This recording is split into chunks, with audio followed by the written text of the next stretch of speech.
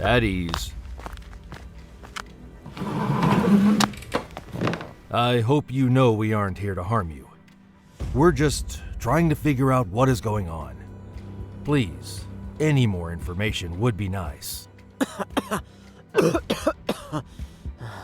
I'm not telling you a damn thing. You say that, but look at what you have me in. You won't even tell me what happened to the rest of my co-workers. I told you before you passed out last time. Do you not remember? And I told you, until you tell me where my fiance is, I'm not telling you shit. I figured you were going to say that. Oh, before I go, Caleb, do you know what day it is? Why the hell should I know that? You asked me. Where do you think you're going? I want out of this damn test tube. Where is everyone else that was on the rig? Neutralized. I'm only going to be gone a few minutes. While I'm gone, why don't you make yourself at home?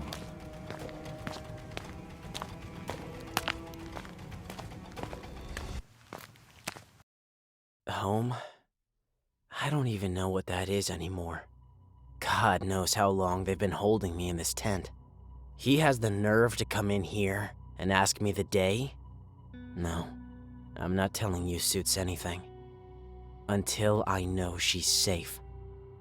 However, there is one thing he's right on. My days are running together. I used to like going out there and to work to see her, but now, I'm not even sure if I'll make it home, or if she's even alive. Caleb! At ease. Oh, God. You look terrible. Are they hurting you? Gee, thanks. No. I've just been stuck in this God-forsaken test tube. They won't tell me much of anything. Thank God you're all right. They're treating me like I'm some sort of inmate. I can't even get water. Shh. Keep your voice down. He's right there and he can hear everything you're saying. No need to be that way. Can he get some water? Sorry, but I can't let him have anything. Those are my orders. I don't give a damn about your orders. It's important that we keep him alive. If he dies, this disease spreads and we can't find a cure. Now get him some water. I'll see what I can do. Have they been hurting you? No, I'm okay. I'm just trying to figure out how I'm not infected, but you are. Caleb, you need to tell them everything. They should know everything. They have previous records of the rig. What is it they want to know? Everything. You also need to tell me what day it is. He asked me that earlier. Are they putting you up to this? Caleb, dear, you've been out for a bit. The only thing they've done is run a test on me to make sure I'm not asymptomatic. The sooner you tell them, the sooner we can get to the bottom of what this is and why I'm not infected. Here's the water. Someone upstairs must like you, Miss Sterling.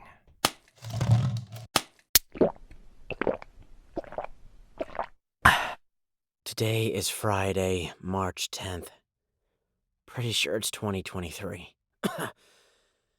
The longer I'm in here, though, the longer the days start to run together. He seems coherent enough to talk now.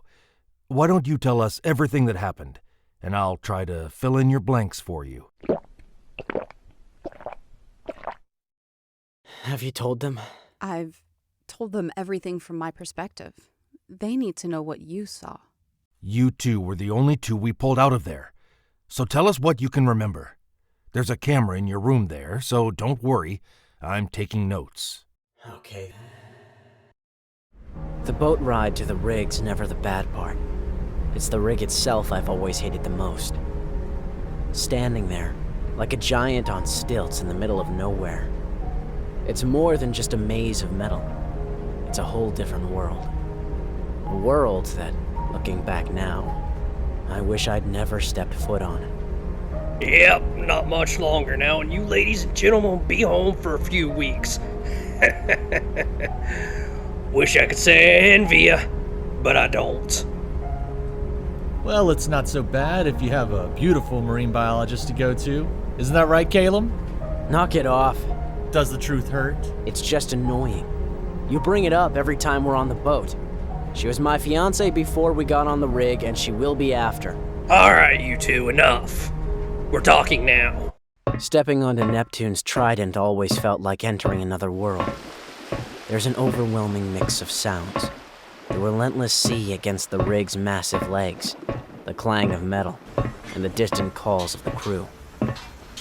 It's a symphony of industry, isolated in the vast ocean. I try to not think about if I slipped, I could fall into the vast darkness of the ocean, knowing if this happened, I wouldn't be coming back. Hey, Caleb. You seem far away, man. First day jitters again? Yeah. What the hell? Earth to Caleb. Dude, what the hell? Are you sure you're alright? I mean, I know the bridge gives you jitters and whatnot, but you just kind of shrugged me off. Oh, Marcus. Sorry. The usual dose of reality kicking in, that's all. Isn't she a beauty? Oh, yeah. A real looker. Hey, you'll shake it off once you get over your first few days. You know that. Plus, your lady's looking for you. We should meet back up with the others. The sooner we get our assignments, the sooner we can get things done. Marcus always had this way of making the rig seem less daunting. No amount of cheer could mask the grind that awaited us each day. Neptune's trident was a world of its own, a colossal structure teeming with life and ceaseless activity. We headed to the morning briefing, the daily ritual where we'd get our assignments. The offshore installation managers, OIMs. They ran the show. It was their world that dictated our every move on this floating giant. Today, like most days, was about maintenance, checks, and drilling operations. Routine yet vital. After the meeting, Marcus and I split up. He headed to the drill floor, the heart of the rig's operation. Me? I was assigned to the lower decks for maintenance. Tight spaces, the hum of pumps and generators. It was a different world down there, but it was essential. Days turned into nights, and the nights were the best time.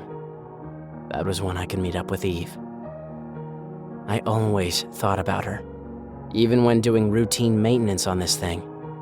It made my day go by faster so I could meet up with her. After my 12-hour shift of checking and fixing things, I'd finish out my paperwork and make my way to the cafeteria. The food on the Titan wasn't bad, having more than one cook. It wasn't much, but Eve and I would sit in the back of the cafeteria away from everyone else, almost like it was our own little date. We didn't get to see much of each other being in this kind of field. You know, I find it funny. What's that? A marine biologist on an offshore oil rig, let alone someone as pretty as you who could fall for me. People are starting to talk. Stop. Let them talk. We were together before all of this, and we will be after. Besides, it's not every day you get to study marine life right at the source. This rig might be about oil, but for me, it's a window into the ocean's depths. And having you here is just a bonus. Well, I'm glad I can be of service. How's your research going anyway? It's fascinating. There's so much we don't understand about the ocean. Every sample I collect could hold new secrets. But enough about me. How was your day in the engine's belly? Same old. The lower decks are like a different world. Tight spaces, endless noise, and you always come out smelling like you bathed in oil.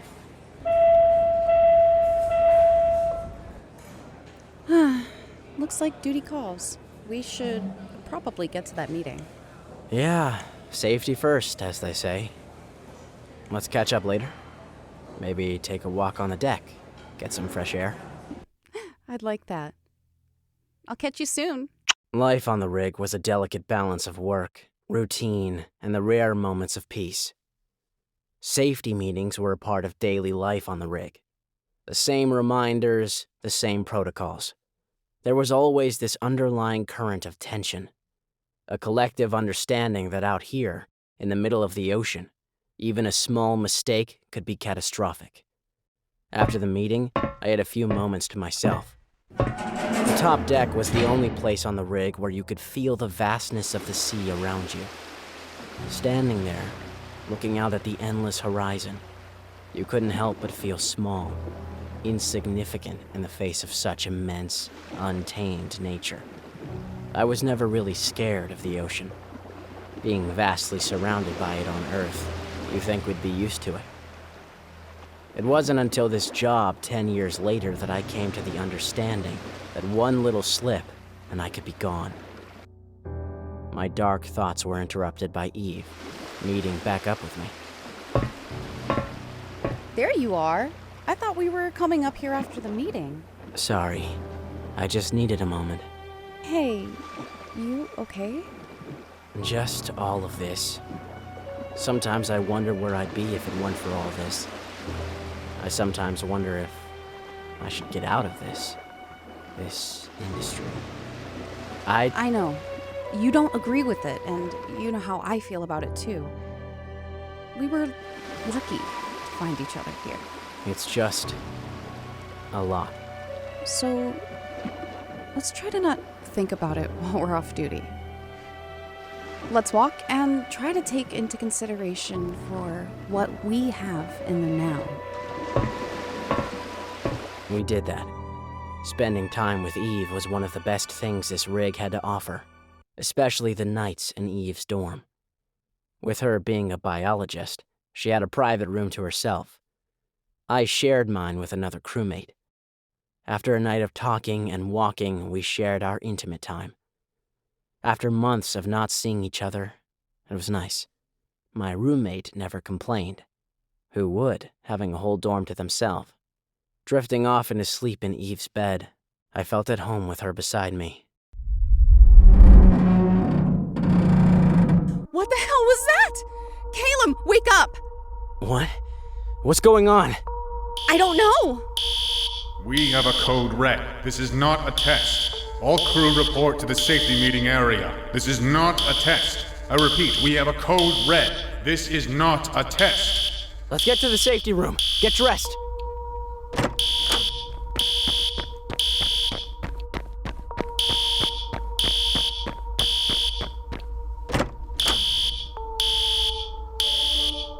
You all are probably wondering what's going on. It appears that the rig down below has been hit with something.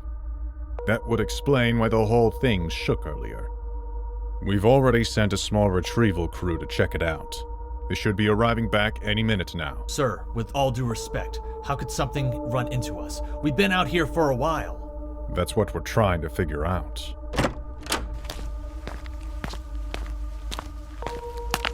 What's the status? The rig has been hit. Everyone step back. Get this man some water. Are you okay? What I was trying to say earlier is there some sort of mammal.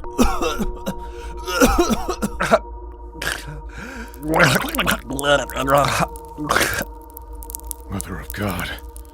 Medic! Get the medic in here! Hey, let's get the hell out of here.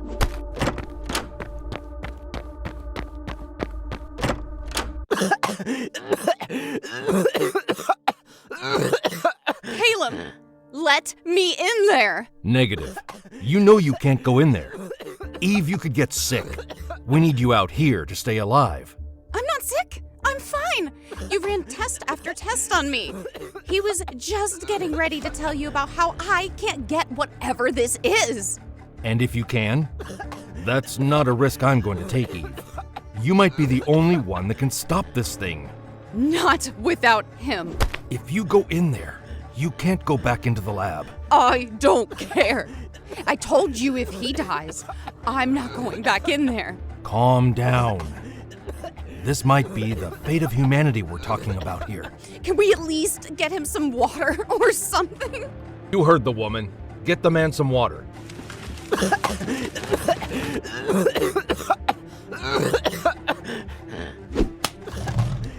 It's not much, and I can't do too much from this end, but please try and drink that.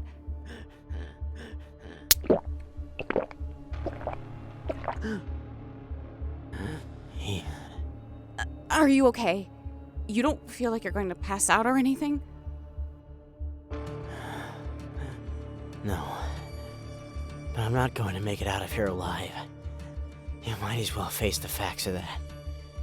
This thing is going to get me. Don't say that. We're going to find out what's going on. No. I'm not going to make it. My time is done. Stop it! You have to hang on. You don't get it. Even if I do tell him the full story of what happened, he's not going to let me out of here. Careful. You didn't tell her, did you? Tell her what? It doesn't matter if I finish my story. Or he finds out what happened. Did you tell her what you and the military did to the rig after you pulled us out? What's he talking about? You said we were the only two alive. It's not like that. We had no other choice. You had no other choice but to burn the rig? Without checking to see if anyone else was infected? What? That's right. He won't say anything because he knows I'm telling the truth. When I passed out from whatever this is, he mentioned it to me. He's the one that told me the rig was neutralized. Everyone else was dead by the time we got there. You didn't even check. This can't be true. They wouldn't just destroy the rig without a thorough check. There must be some mistake. No mistake, Eve. When you were away getting tested, the colonel here was quite talkative. He said they followed orders. Orders to torch the rig as a containment measure. And it was like we were just expendable pieces in their plan. Innocent lives don't matter to them. Listen, it's not as simple as you're making it out to be. We had limited information, and the situation was escalating rapidly. Our priority was to contain the threat, prevent it from spreading to the mainland. But what if there were survivors? People like us, hiding, waiting to be rescued. You don't understand the bigger picture here. This isn't just about one rig or a few lives. This is about preventing a global catastrophe. So, that's it then? You play judge, jury, and executioner based on what? A hasty decision? The lives on that rig, our friends, they meant something!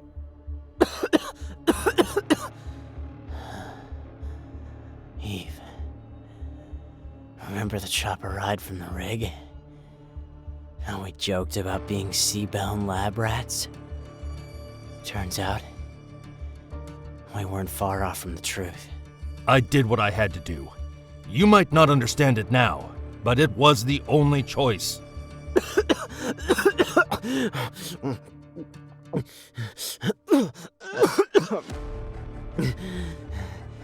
Your only choice, Colonel, costed people more than 300 lives.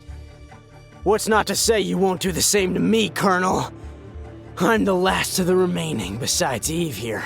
There's a reason why you are where you are. You need to get out. Now! I don't even want to see you right now.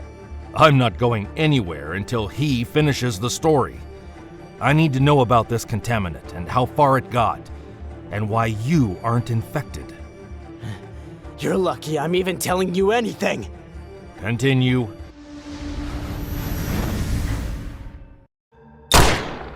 Was that a gun? stay here. I'm going to check it out. Eve tried to stop me from going, but I persisted. Entering into the hallway, it was chaos.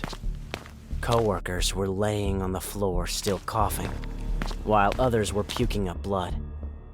I didn't see anyone with a gun, but I know what we heard. I approached the OIM that was lying on the floor, dead from whatever this was. This virus, or whatever it was, jumped from person to person so quickly.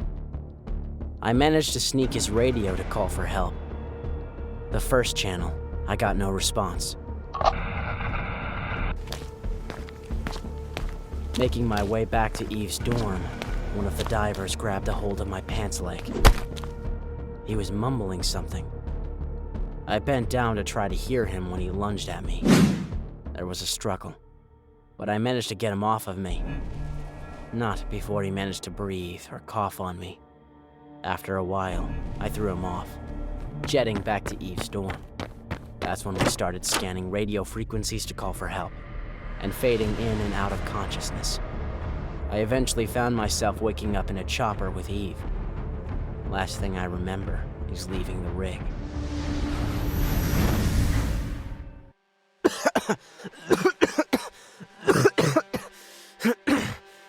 I've been in and out of consciousness for a while now. I only remember some of the things you told me, Colonel. How long before you started showing symptoms, Newberry? It was fast. Too fast. After the incident with the diver, maybe 5 minutes, then the coughing started. Then, everything began to blur.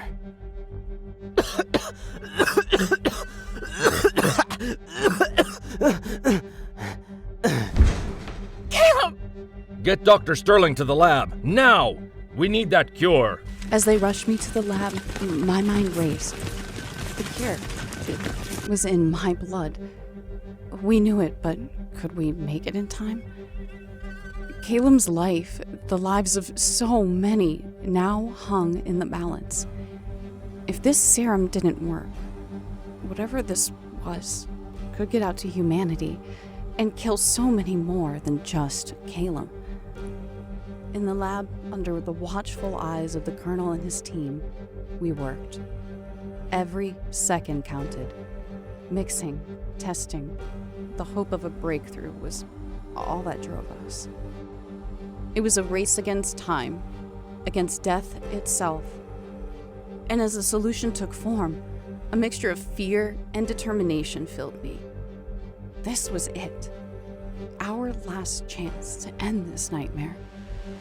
Dr. Sterling, the compound is ready for testing.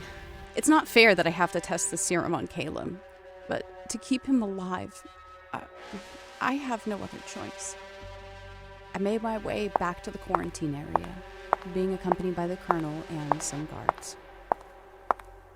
Let her in. The guards moved aside, opening the door. Caleb laid unconscious on the floor. With Caleb's head resting in my lap, the weight of our entire journey felt like it was converging on this single moment. The serum, a glimmer of hope from despair, was our last chance.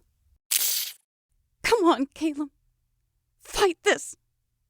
You have to fight this. Caleb! Can you hear me? You're going to be okay. The serum, it's working. You did it. Caleb's weak hand finds mine, and as I held him, feel his grip strengthen, the reality of our situation sunk in. We had survived the unthinkable. This was more than just a medical victory. It was a testament to our resilience, to the power of hope in the face of overwhelming darkness.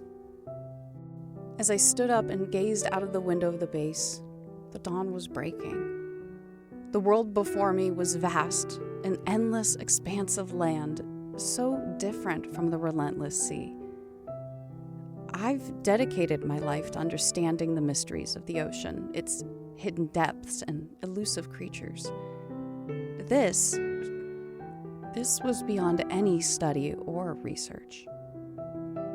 It was a harsh lesson about the limits of our knowledge, the folly of our arrogance when we tamper with the unknown.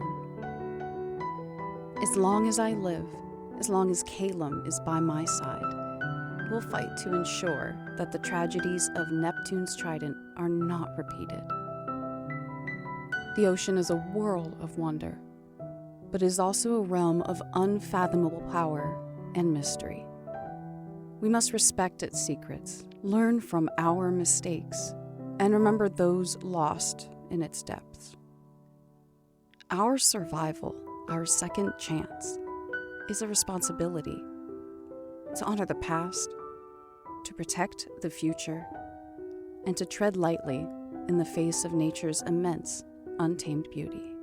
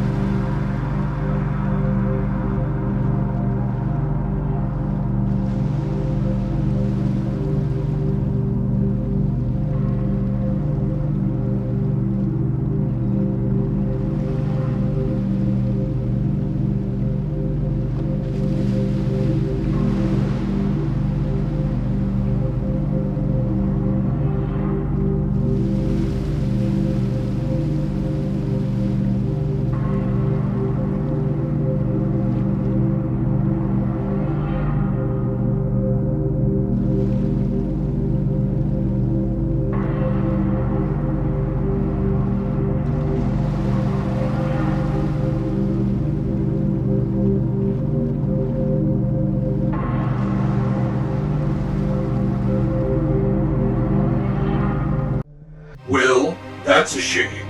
That'll be the last time I let my sea mammal out for a late night swim.